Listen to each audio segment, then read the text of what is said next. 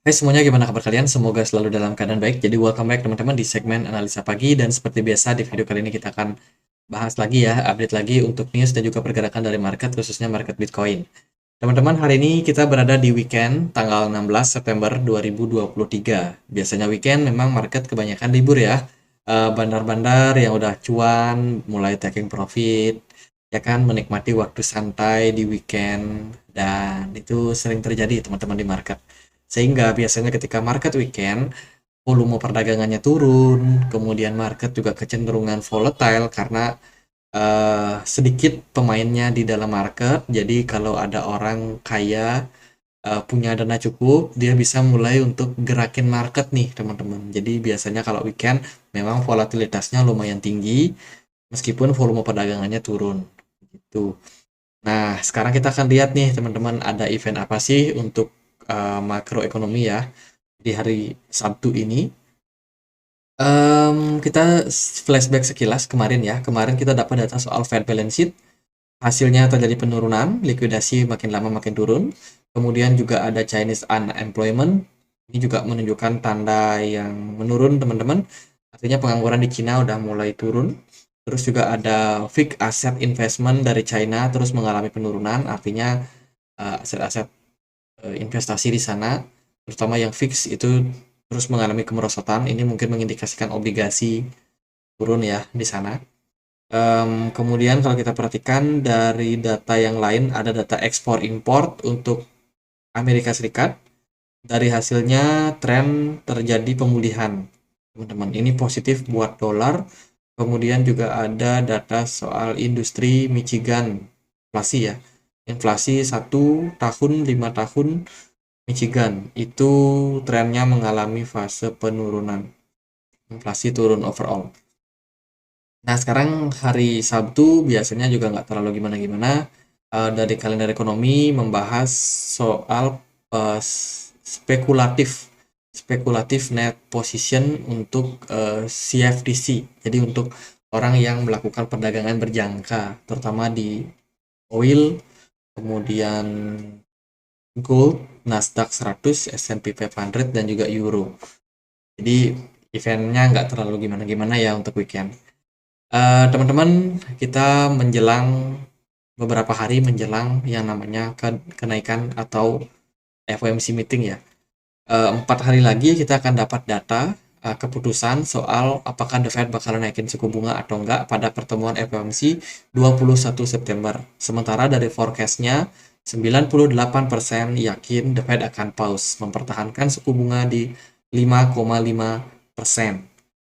Itu uh, itu sih teman-teman. Udah pada tahu juga ya, paling The Fed bakalan pause di pertemuan FOMC nanti tanggal 21, dan kita perhatikan aja gimana kira-kira reaksi dari market. Dari berita yang lain, ada Nvidia baru aja melakukan AI partner Databricks bersama Databricks ya. Databricks ini meningkat, teman-teman, valuasinya sampai 500 juta US dollar untuk mencapai peningkatan, teman-teman. Target mereka sampai ke 43 miliar setelah kerjasama bersama dengan Nvidia. Wow, valuasi yang akan naik sangat signifikan, teman-teman. Ini tentunya bisa menjadi kabar yang bagus. Nvidia sekarang lagi gencar-gencarnya melakukan kerjasama, tidak hanya dengan perusahaan seperti ini ya, perusahaan seperti Databricks, tapi dia juga kerjasama dengan salah satu platform blockchain yang namanya Render. Teman-teman mungkin udah pernah tahu ya, teman-teman. Terus juga ada Brigade, teman-teman. Ini RNDR ya. Mereka tulis di website resminya Nvidia. Mereka ada kerjasama sama RNDR atau Render, which is ini sebenarnya bagus. Selain itu, Nvidia juga kerjasama dengan perusahaan teknologi lain seperti Microsoft, Amazon Web Service atau AWS, Google Cloud. Jadi bisa dibilang Nvidia ini akan jadi salah satu perusahaan yang punya valuasi yang terus meningkat ke depannya. Berpeluang seperti itu, guys. Jadi penggunaan chipset, penggunaan chip, ya pokoknya alat-alat chip itu akan benar-benar menguntungkan Nvidia ke depannya. Jadi menurut saya, buat teman-teman yang mungkin invest di market saham Amerika, mumpung lagi koreksi ya, udah mulai koreksi harga Nvidia. Mungkin ada yang planning buat ambil, ya itu waktu dipersilahkan teman-teman. Jadi setelah riset lagi, mereka mau bikin apa, apakah trennya masih akan sangat menarik ke depannya atau enggak. Menurut saya sih dengan peningkatan penggunaan Internet of Things, apa-apa pakai internet, smart home, smart TV, mobil listrik, pasti pakai chipset. Em, Paling pertarungannya itu adalah kompetitornya Cina. Cina sekarang udah bisa bersaing dengan Amerika Serikat. Jadi kalau Nvidia kalah saing sama perusahaan-perusahaan Cina, ya bisa jadi itu menjadi sesuatu yang kurang begitu baik teman-teman untuk ekosistem dari Nvidia. Ya, AI bakalan tetap menjadi tren ke depannya. Cuman tergantung Nvidia akan bisa survive apa enggak. Jadi ini juga menguntungkan dengan pasar-pasar yang mereka ajak ya, kayak tadi kita bilang Render, salah satu blockchain yang juga mengusung AI teman-teman. Lalu ada berita baru dari Ethereum akan melaunch testnet Holesky ya, yang akan mengalokasikan sampai 1,6 miliar untuk it developer atau dev teman-teman. Jadi ini alokasinya cukup besar nih untuk Ethereum. Jadi dia menghadiahkan sampai 1,6 miliar Ethereum kepada devnya kalau dia bisa menyelesaikan upgrade ini, sehingga likuidasi akan makin banyak di market. Semoga waktu itu udah mulai bull run ya teman-teman, sehingga mungkin kalau ada developer yang jual itu nggak akan terlalu ngefek ke harga dari Ethereum.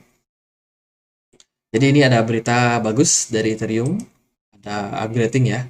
Terus teman-teman kita juga mau update sedikit nih tentang kasus dari CoinEx ya.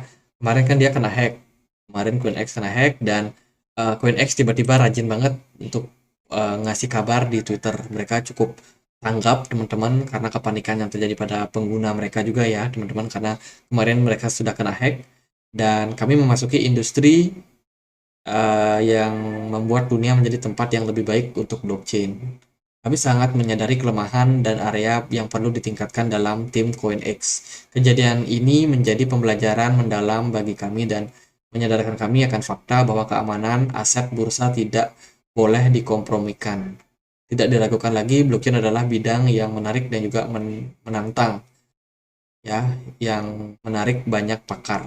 Industri ini adalah terdapat banyak peretas topi putih yang bekerja sebagai anonim, mencuri kekayaan dalam jumlah besar, memulai serangan cyber dianggap sebagai tindak pidana berat di negara manapun, dan juga tanggung jawab hukum yang tidak dapat dihindarkan. Setelah kejadian ini, CoinEx akan meningkatkan arsitektur keamanan secara menyeluruh, menginvestasikan lebih banyak dana untuk tenaga keamanan. Jadi CoinEx juga udah mengatakan bahwa mereka akan siap merecover dana-dana investor yang yang rugi ya teman-teman, yang rugi kehilangan mungkin karena kasus hacking ini. Jadi diharapkan dengan itu tidak panik lah buat para investor di CoinEx. Gitu teman-teman update terbarunya. Dan kita juga ini ada data ya dari sentimen yang menunjukkan bahwa pasukan Bitcoin, Ethereum kembali turun, dan juga pasukan Tether itu naik terus teman-teman. Tether USDT ya terus mengalami peningkatan, sementara pasukan Bitcoin makin lama makin turun. Ini mengindikasikan memang untuk saat ini holder masih tetap bertahan. Mereka-mereka yang memang hold Bitcoin tetap bertahan, belum melakukan penjualan. Para miners pun dengan posisi hash rate yang tinggi seperti sekarang juga belum terlalu banyak melakukan penjualan ya. Terus ya pasokan USDT justru makin lama makin naik. Ini mengindikasikan market saat ini lagi pada wait and see. Simpan dana mereka di tempat yang stabil seperti stablecoin USDT. Apalagi potensi dolar yang masih berpeluang untuk naik, sehingga mereka lebih safe taruh di sana. Jadi ya itu ya, jumlah USDT yang naik, jumlah Bitcoin makin lama makin turun. Harganya pun juga akan mengikuti. Jadi untuk posisi sekarang ya sabar dulu aja buat yang masih menunggu kapan market bakal naik, kapan rally, ya sabar dulu aja teman-teman.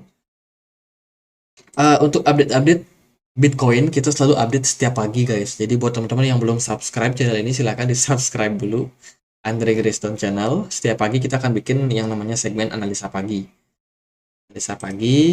Analisa pagi kita selalu update ya untuk berita-berita terbaru di dunia blockchain dan juga sedikit analisa teknikalnya di bagian akhir video. Dan juga ada analisa kripto, segmen di mana kita akan membahas koin-koin yang udah teman-teman request di kolom komentar. Nah, sekarang kita akan bahas untuk technical Bitcoin. Bitcoin kemarin tertekan, sesuai dengan judul yang kita kasih di thumbnail kemarin ya. Bitcoin mulai tertekan, mendapat tekanan, apakah masih yakin Bitcoin bisa ke 27? Kalau kita perhatikan sih, di Bitcoin saat ini posisinya memang lagi dalam koreksi. Setelah fase sideways yang cukup panjang, akhirnya Bitcoin ada sedikit angin segar, dengan volume perdagangan yang naik sedikit, dengan smart money yang cenderung masih kecil. RSI-nya pun juga udah mulai naik. Kemarin indeks dolar ada pelemahan tipis, tapi nggak setipis itu, harganya kembali rally. Dan menurut saya untuk posisi kemarin XAU naik sedikit ya, terus juga ada S&P 500 pun juga ada sedikit koreksi, 1% lumayan. Bitcoin dan kawan-kawan kemarin juga koreksi teman-teman. Overall planning saya sih Bitcoin masih akan tetap dalam posisi sideways jangka pendek. Semoga nanti dia bisa dikasih koreksi dulu. Saya masih nunggu harga koreksi ya teman-teman. Untuk bulan September ini masih panjang, masih ada 16, 14 ya, 14-15 hari lagi sampai di penutupan bulan September. Jadi menurut saya bulan September ini masih akan identik sama bear market. Jadi masih harus hati-hati lah buat sekarang.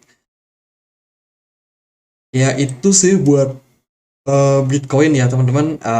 Karena sideways masuk weekend juga, kita akan spill aja kemana targetnya. Untuk jangka pendek, saya rasa level support itu ada, masih support minor ada di kisaran 26,2 ribu, dengan level support yang lebih kuat ada di kisaran 25.000. Tapi kalau resistance itu ada di kisaran 27.800. Jadi kalau hari ini akan ada volatilitas, ya masih cukup oke. Karena kalau menurut saya dari segi candle, time frame daily belum menunjukkan tanda-tanda koreksi, belum ada tanda koreksi ya.